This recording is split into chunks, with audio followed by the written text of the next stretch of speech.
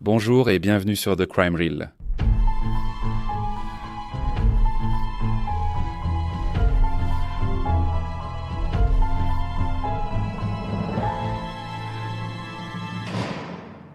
Aujourd'hui, nous allons examiner une affaire récente du Royaume-Uni.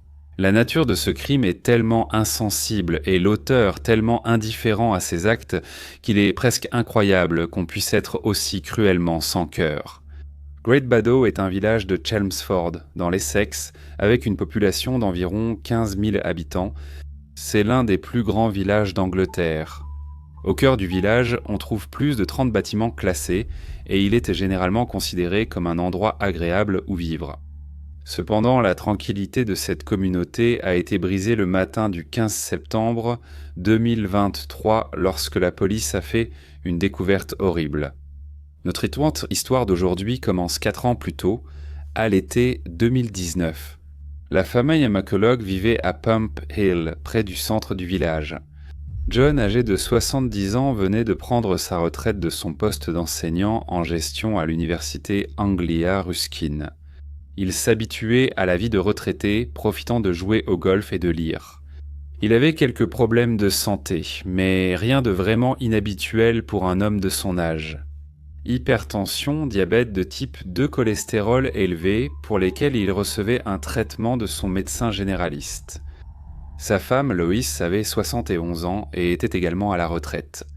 Elle souffrait d'agoraphobie et présentait certains traits de troubles obsessionnels compulsifs, mais menait néanmoins une vie active avec un large cercle d'amis et de correspondants. Le couple avait 5 enfants adultes, dont tous sauf un avaient quitté la maison familiale. Leur plus jeune fille, Virginie, qui venait tout juste d'avoir 30 ans, vivait encore avec ses parents et les aidait à s'occuper d'eux, ainsi que de leurs finances. Virginie n'avait pas beaucoup d'amis et n'avait jamais eu d'emploi régulier. Pendant qu'elle vivait avec ses parents, Virginie leur disait qu'elle travaillait comme web designer, mais ce n'était tout simplement pas vrai. Elle n'avait aucune source de revenus, mais passait néanmoins toute la journée à jouer en ligne et à faire du shopping sous prétexte de travailler à domicile. Pour financer ses habitudes, elle a commencé à voler l'argent de ses parents. De petites sommes au début, mais bientôt ces montants ont augmenté et ses parents sont devenus suspicieux. Lorsqu'ils ont commencé à poser des questions, elle leur a menti en disant qu'ils avaient été victimes d'une fraude et qu'elle s'occupait de tous les problèmes à leur place. Elle est même allée jusqu'à créer de faux documents pour appuyer ses mensonges. À l'été 2019, elle avait accumulé environ 60 000 de dettes de jeu et elle commençait à manquer de mensonges et d'excuses à raconter à ses parents. Alors, elle a élaboré un nouveau plan pour résoudre ses problèmes. Elle allait se débarrasser de ses parents et prendre le reste de leur argent. Ses parents n'étaient en aucun cas riches, mais ils avaient une maison confortable et recevaient un revenu mensuel provenant de diverses pensions et allocations.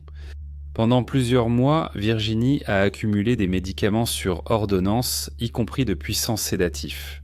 Elle a acheté des ustensiles pour réduire les comprimés en poudre et les ajouter discrètement aux boissons de ses parents.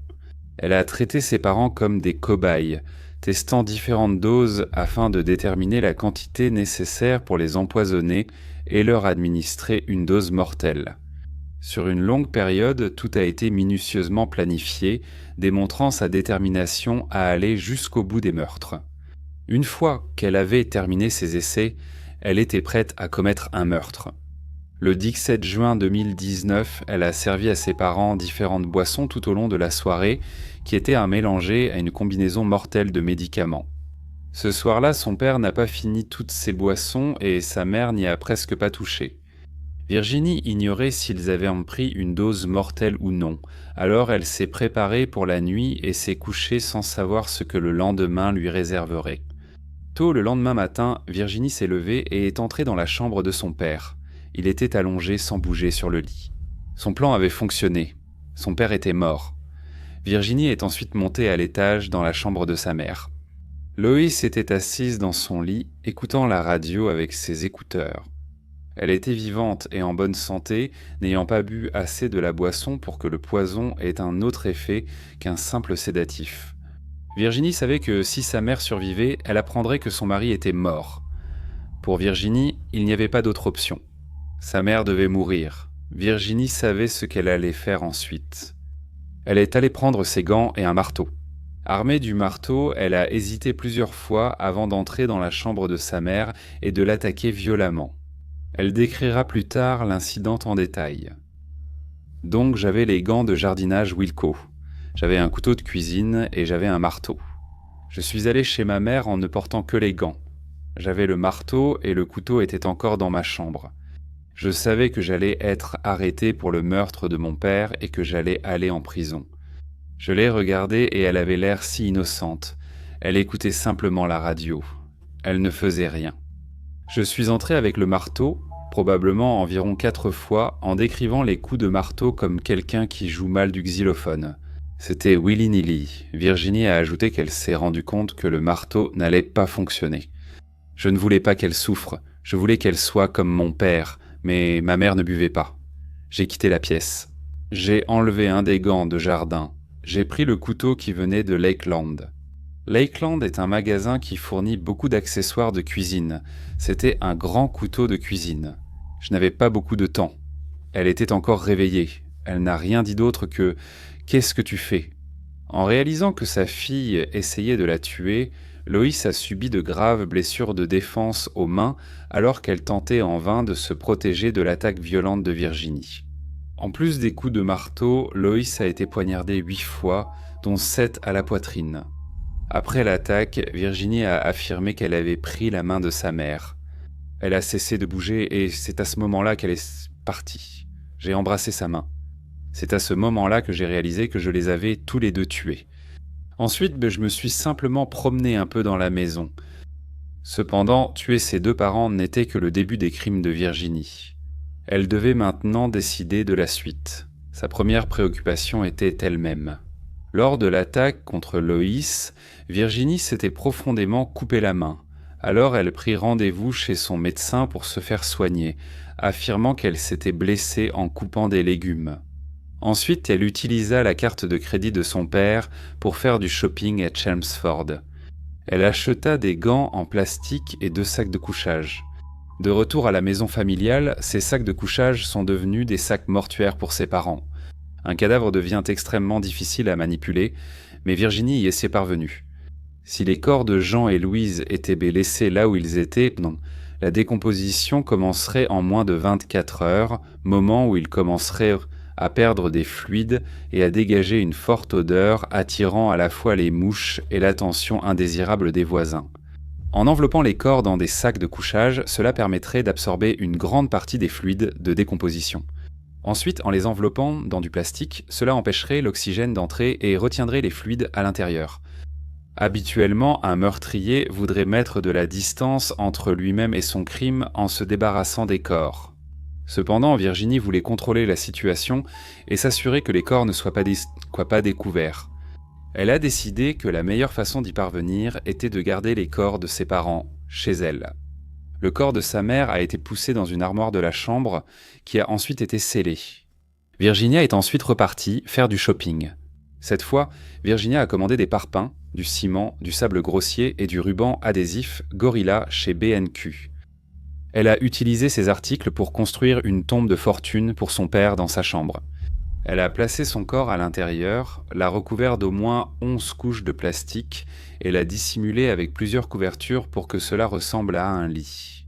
Virginie a continué sa vie, vivant dans la maison de ses parents avec leur corps en décomposition. Elle s'est lancée dans diverses folies dépensières, achetant des vêtements et des bijoux. Elle a demandé des cartes de crédit et ouvert des comptes bancaires au nom de ses parents, a continué à recevoir leur pension d'État et d'autres allocations, et à retirer de l'argent de la pension privée de son père. Toutes ces transactions ont été effectuées en ligne, ce qui a facilité la tâche à Virginie pour s'en sortir. Cependant, son plan ne continuerait à fonctionner que si les autres croyaient que Jean et Louise étaient toujours en vie.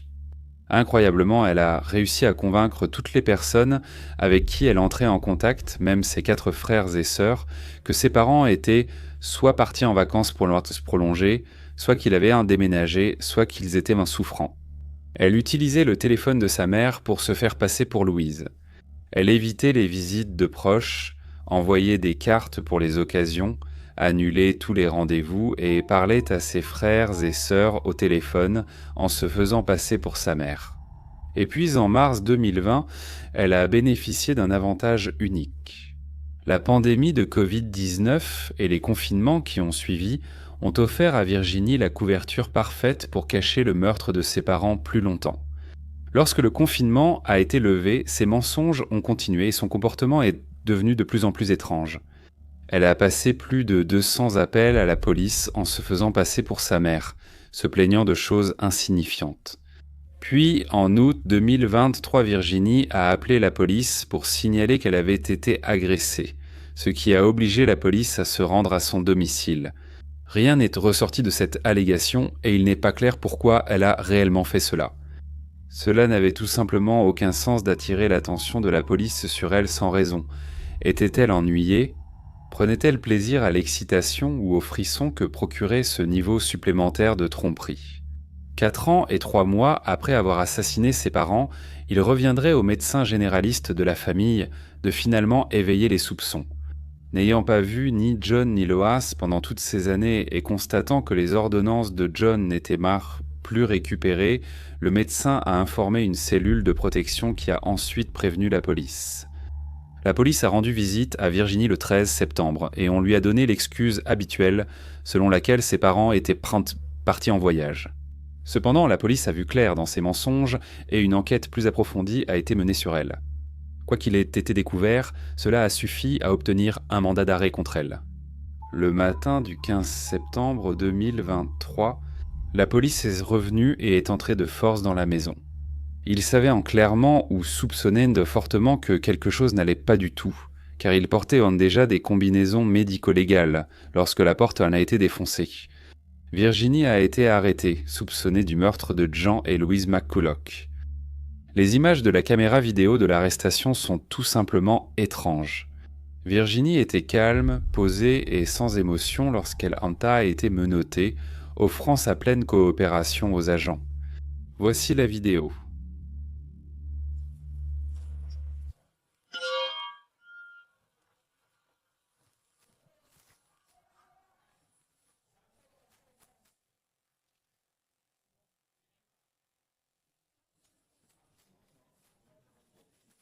Devais-je aussi vous parler de l'étage supérieur? Oh mon Dieu, ce n'est pas là. D'accord, très bien. Oui, d'accord. Un peu plus compliqué. Où allons-nous trouver ta maman? Où avons-nous trouvé maman? D'accord. Donc à l'étage, il y a environ 5 armoires. C'est près du lit à l'arrière, à côté d'un lavabo. Il ne les a pas toutes bues. Il n'a probablement bu qu'environ la moitié de 2 d'entre elles. Mais oui, quand je suis entrée le matin, c'était avant que ma mère n'arrive et il était parti. Je savais que ça finirait par arriver et c'est normal que je subisse ma punition. Courage, au moins tu n'es pas la vilaine. Je veux dire, je mérite évidemment ce qui m'attend, si c'est la bonne chose à faire. Ça pourrait m'apporter un peu de paix. La suite est très difficile, c'est sans doute le détail le plus horrible. Il y a un marteau. Il est au milieu, sous l'escalier. Il aura encore du sang dessus. Il est rouillé, mais il restera des traces de sang. Elle a fait un aveu complet et sincère de tout ce qu'elle avait fait et a signé une confession détaillée et approfondie. Au commissariat, elle a continué à parler, allant jusqu'à avouer les délits financiers et à indiquer l'emplacement de l'arme du crime. Après son arrestation, Virginie a allégué que ses parents étaient abusifs, affirmant qu'ils n'étaient pas les plus faciles à vivre, pas toujours gentils, et qu'ils avaient été frappés lorsqu'ils étaient enfants. Ces allégations ont été complètement rejetées par Sarfbiobae par ses frères et sœurs, qui les ont qualifiées de mensonges et de représentations écœurantes de notre famille. Il a été calculé que sur une période de 4 ans, elle avait volé plus de 150 000 livres sterling. Tout cet argent avait été dépensé. Environ 21 000 livres sterling de cette somme ont été dépensés dans les jeux d'argent, le reste ayant servi aux dépenses de la vie quotidienne. Il n'y a pas eu de gros gains pour ces crimes. Elle a continué à vivre normalement dans des circonstances très anormales. Virginia a été inculpée de 2 chefs de meurtre et a comparu devant les magistrats le 18 septembre 2023. Au tribunal, elle a été placée en détention provisoire. Le lendemain, elle a comparu devant la couronne de Basildon par liaison vidéo depuis la prison de Peterborough, où la juge Samantha Lee a fixé une audience de plaidoyer pour le 1er décembre. Après diverses audiences et procédures judiciaires, Virginie a finalement plaidé coupable des 2 chefs de meurtre le 4 juillet 2024. L'audience de détermination de la peine est fixée au 11 octobre où une salle comble a entendu les détails du crime et la motivation financière de l'accusé. Des détails sur son état psychologique ont été fournis, mais le juge a conclu qu'il n'y avait aucune altération de sa capacité à comprendre ce qu'elle faisait. Des déclarations ont également été lues au nom de ses frères et sœurs, à qui le juge avait accordé l'anonymat. L'enfant numéro 1 a déclaré qu'il avait été dévasté et anéanti par la mort de ses parents. Pour moi, cette situation est littéralement un cauchemar éveillé dont je ne me réveillerai jamais. L'enfant numéro 2 a déclaré qu'il se sentait malade jusqu'au plus profond de lui-même chaque jour. Tant de mensonges ont été donnés pour dissimuler l'horrible vérité. Elle avait tué notre chère maman et notre cher papa. Richard Boucher, le frère de Loïs, a déclaré dans une déposition sur l'impact que sa nièce était très dangereuse, ajoutant « Je n'arrête pas de me demander pourquoi » sur son toile. J'ai l'impression d'avoir été manipulé pendant des années pour croire que ma sœur était en vie et qu'il ne comprenait pas ce qui s'était passé. Virginie a été condamnée à la réclusion à perpétuité avec une peine minimale de 36 ans avant qu'elle ne puisse même être envisagée pour une libération. Lorsque la sentence a été prononcée, elle a regardé le juge, a hoché la tête, puis a été emmenée pour commencer sa peine.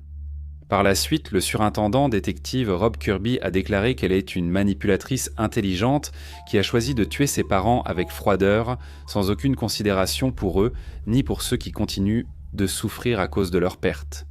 Ce processus de la découverte des restes de John et Lois à la révélation des mensonges de McCulloch a profondément marqué tout le réseau familial élargi.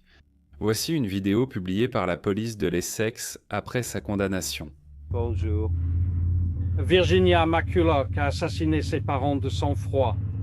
Ses actes ont été jugés méticuleux et exécutés de manière à dissimuler ce qu'elle avait fait aussi longtemps que possible. Il s'agissait des actes de quelqu'un qui avait pris le temps de planifier et d'exécuter le meurtre de ses parents dans un souci d'autopréservation et de profit personnel, avant de vivre à quelques mètres des corps de ses 2 victimes pendant plusieurs années. Au cours de notre enquête, nous avons dressé un tableau des niveaux considérables de tromperie, de trahison et de fraude dans lesquels elle était impliquée.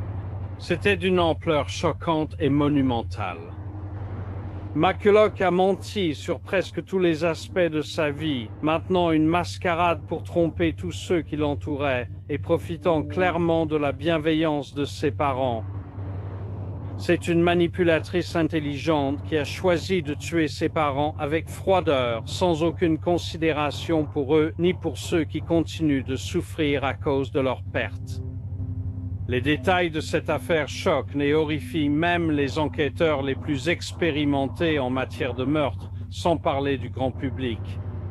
Il en découle donc que la famille élargie de John et Lois ne pouvait évidemment jamais deviner ni anticiper que McCulloch serait capable de commettre ces meurtres avant de s'engager dans un tel niveau de tromperie. Ils ont été complètement dévastés par les circonstances de cette affaire et ils continuent de ressentir la perte de John et Lois chaque jour.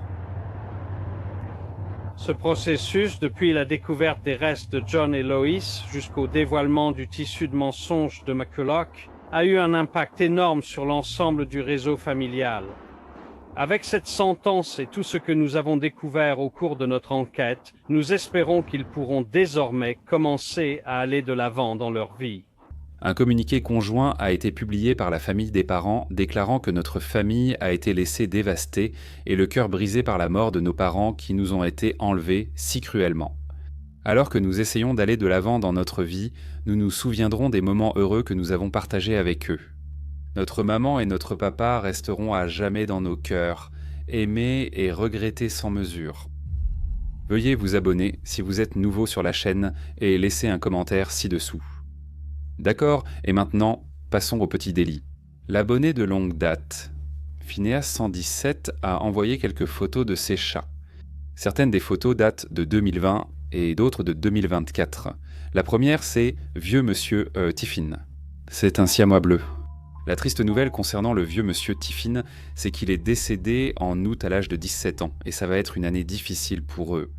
La deuxième photo montre Bunky.